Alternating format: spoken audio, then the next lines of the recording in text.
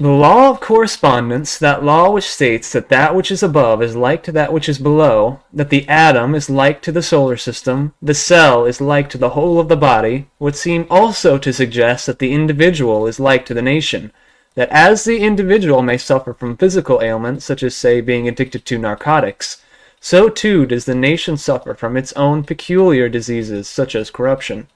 If a man practices good mental and physical habits, he will live happily and well into old age. So then, too, any nation keeping well to those qualities which make a good and healthy society become both prosperous and virtuous, lasting long and lasting well in history.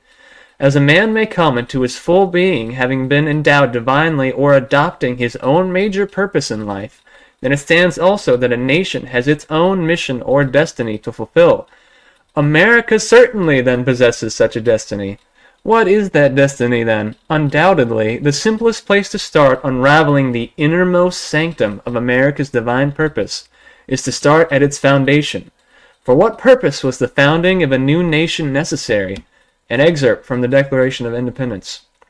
We hold these truths to be self-evident, that all men are created equal, that they are endowed by their Creator with certain unalienable rights, that among these are life, liberty, and the pursuit of happiness, that to secure these rights, governments are instituted among men, deriving their just powers from the consent of the governed, that whenever any form of government become destructive of these ends, it is the right of the people to alter or to abolish it, and to institute new government, laying its foundation on such principles and organizing its powers in such form as to them shall seem most likely to affect their safety and happiness.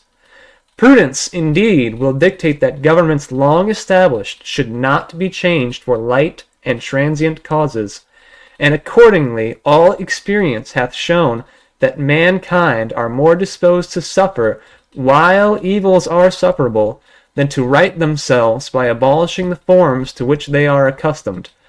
But when a long train of abuses and usurpations, pursuing invariably the same object, evinces a design to reduce them under absolute despotism, it is their right, it is their duty to throw off such government, and to provide new guards for their future security. Such has been the patient sufferance of these colonies, and such is now the necessity which constrains them to alter their former systems of government. The history of the present King of Great Britain is a history of repeated injuries and usurpations, all having in direct object the establishment of an absolute tyranny over these states.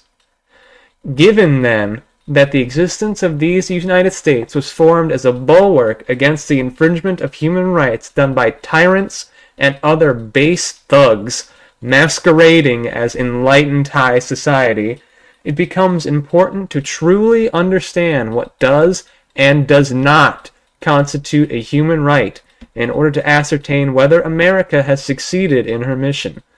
Unfortunately, though, the word rights is more often incorrectly confused with and used interchangeably with the concept of welfare and entitlements.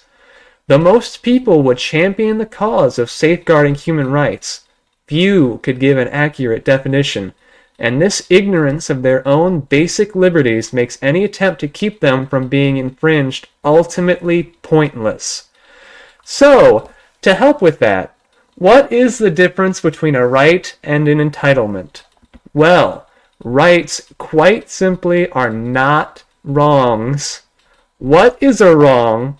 A wrong is any action that one takes that does harm to another, that intrudes upon their physical well-being, that is not theirs to do harm to. What actions constitute harm? Murder, theft, assault, rape, trespass. So long as an action is not wrong, it is a right which is inherent to your being naturally and can't be taken away. That's essentially the most basic of basic definitions. Entitlements, then, are merely special privileges you can get which may or may not be wrong to get, and given and taken away on a whim. If there are wrongs being done, it stands that it's right to fight to end wrongdoing. Simple dimple. And since wronging is so wrong, what right did the British government have to do what's not right? No privilege can grant rights. Nothing and nobody can grant rights that they themselves don't have. Rights are derived from nature and nature's God, not any piece of paper or collection of men. Hence, any non-voluntary form of government who enforces its edicts down the barrel of a gun is inherently and objectively wrong and unnatural, and constitutes a form of thuggish slavery. It is a right, therefore, for anyone to throw off such shackles, and even to use deadly force to do so. Those who abuse other people's rights forfeit their own. Since we see that the purpose of America's founding was expressly to safeguard those inherent natural law rights of man from slavers and oppressors, then clearly, if she has a destiny, it is to be a country based on objective morality and adherence to the laws of righteousness set into creation by the God of the universe. A kingdom of God. Finally, I like to end with a quote from Ayn Rand that I happened to find in between my time writing this, which I think perfectly encapsulates the message of the video. The most profoundly revolutionary achievement of the United States of America was the subordination of society to moral law. The principle of man's individual rights represented the extension of morality into the social system as a limitation on the power of the state, as man's protection against the brute force of the collective, as the subordination of might to right. The United States was the first moral society in history. All previous systems had regarded men as the sacrificial means to the ends of others, and society as an end in itself. The United States regarded man as an end in himself, and society as the means to a peaceful, orderly, voluntary coexistence of individuals. All other systems held that man's life belongs to society, that society can dispose of him in any way it pleases, and any freedom he enjoys is his only by favor, by the permission of society, which may be revoked at any time.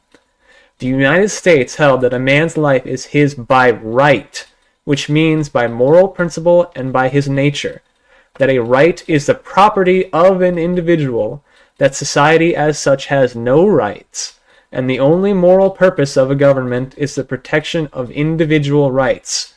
I would change only one thing with this quote, that old law of correspondence which states that that which is above is like to that which is below. Any society being a collection of individuals also retains those same individual rights collectively, no more, and certainly no less.